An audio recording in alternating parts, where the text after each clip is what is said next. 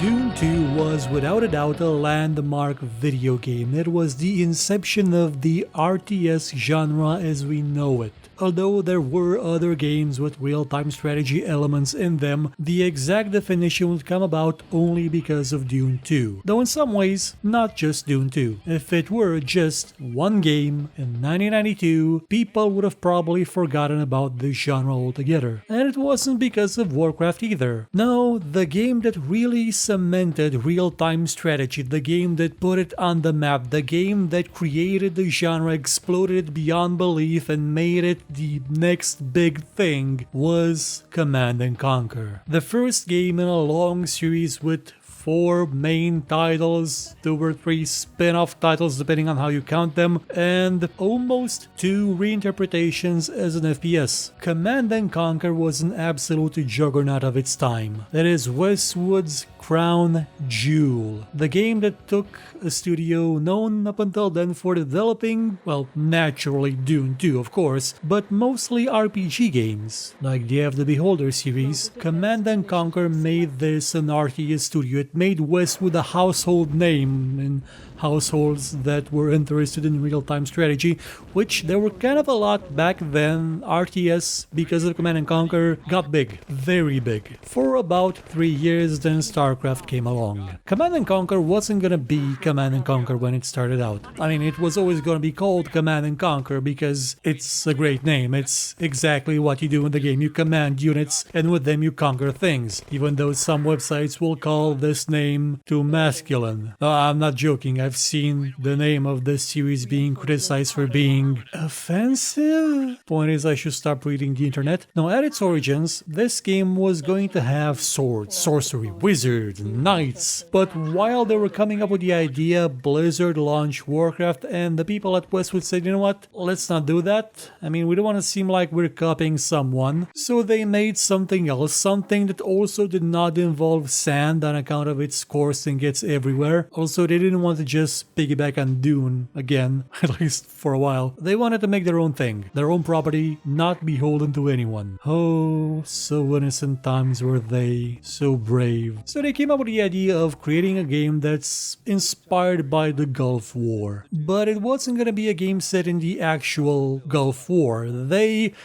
couldn't see themselves as making something about a conflict that's so close, and people may have considered it as being in bad taste, so they made an alternate version of Earth where everything is almost the same except that there was a meteorite impact in Italy on the river Tiber, and because of that, a sort of new kind of plant mineral thing emerged, Tiberium, a composition of various elements from Earth and one unknown substance that allows it to behave both like a mineral and as a living organism that spreads, that sprouts roots and has crystals as a sort of byproduct, a fruit if you will, that is collected and is considered very valuable with it being used in industry and a lot of other places. Also, it has mutagenic properties that will be expanded in the following games. One other difference that is in no way related to Earth, no relation at all to the current situation of the game, is that the whole idea, the whole conflict at the core of Command & Conquer is battling a terrorist organization, a decentralized, militant, fanatical, religious terrorist organization known as the Brotherhood of Nod that conducts terror attacks throughout the world to destabilize, to conquer, and it has quite a lot of money. Video games in the 90s were prophetic as hell, weren't they? This, Deus Ex, Alpha Centauri, what was it with those people that they were able to create visions of the future that was so detailed? Though to be fair, the Brotherhood of Nod is led by a guy named Kane, a charismatic but enigmatic leader that has a dark secret in his past that will be revealed in further video games. Kane's played by a guy named Joe Coogan. He's the only actor in the game. You see, Westwood wanted to not just make Dune again, they wanted to give it a bit more of an identity, so they latched on to the FMV craze back then, and they put briefing videos in the game. But they only had one actor, the guy that used to direct the voices for their previous games. So they had him as the main villain, master of the character, depending on what path he chose, and everybody else was just some guy gameplay from Westwood. And it worked. The videos were campy, they weren't all that serious. This is a game where at times you go fight dinosaurs, and tone-wise, that was nice.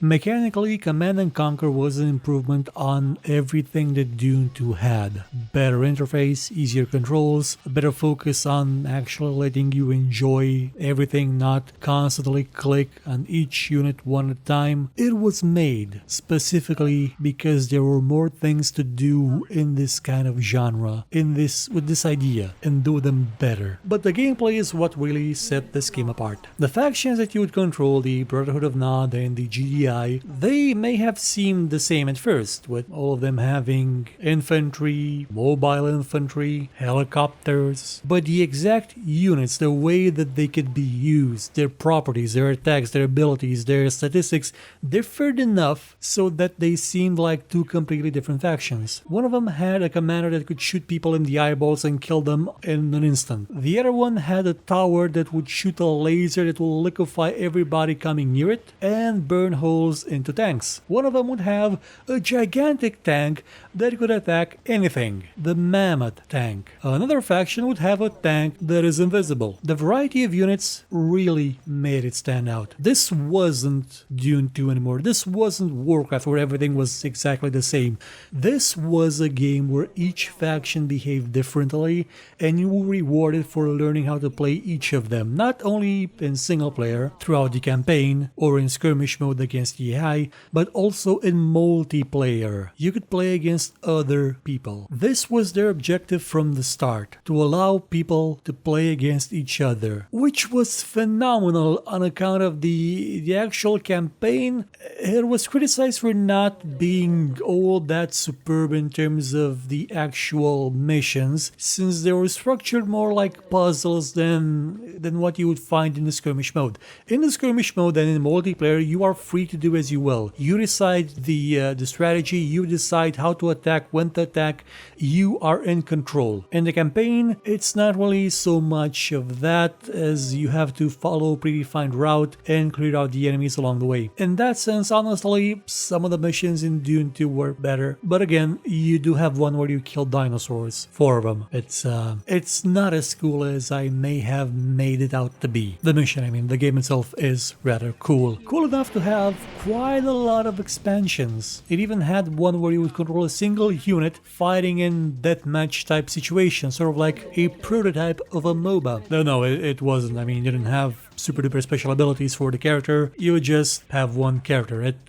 didn't pan out. But the game itself did sell quite well. It sold 500,000 units within just a few months, and it ended up selling over 3 million units. There was more to the game than just its mechanics. It had a style, a feel to it. And a great contributing factor to that style was, without a doubt, the music of Frank Lapaki. He made the music for Dune 2 as well, and with Command & Conquer, he really started to absolutely shine. He would go on to make the music for the entire series. Now, the footage you're seeing on the background is mostly from OpenRA, which is a free re-implementation of the engine of the game. And you can use assets from a demo version of Command & Conquer to actually play most of it. The game was released as free by Electronic Arts in 2007, but they had since changed their minds, and I couldn't get my copy of Command & Conquer working on account of it has a 16-bit installer, and that will not fly on 64 bits. I had the DOS version, which didn't have that good of a resolution, unlike the Windows version, and unless you want to buy the entire franchise, which is priced at around $30 on the Origin right now, you'll probably play it mostly through OpenRA, because it also has a superb server infrastructure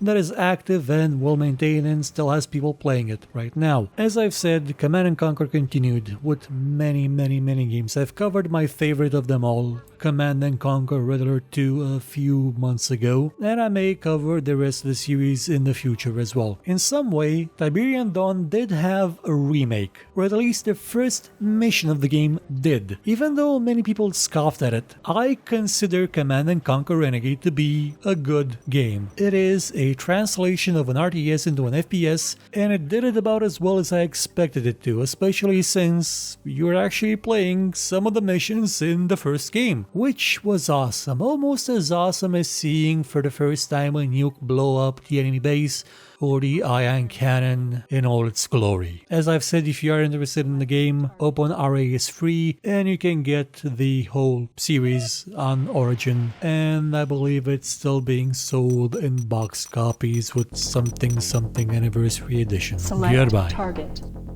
Ion cannon charging.